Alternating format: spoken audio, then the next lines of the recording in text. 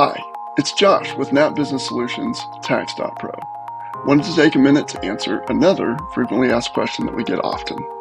And this one is, how do I make a payment? Well, it's a great question.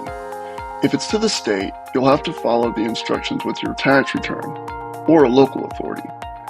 You should have detailed instructions on how to make those payments. If it's to the IRS, then I would recommend using the IRS website, IRS.gov, and you can go to that website and you can click on Make a Payment. Once you're on the Make a Payment, you've got options for payment with a direct bank account, or you can pay with a card or a digital wallet.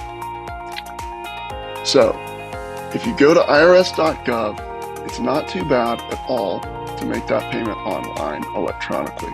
Of course, you can still send a check to IRS and they will process that check, but I recommend doing it electronically.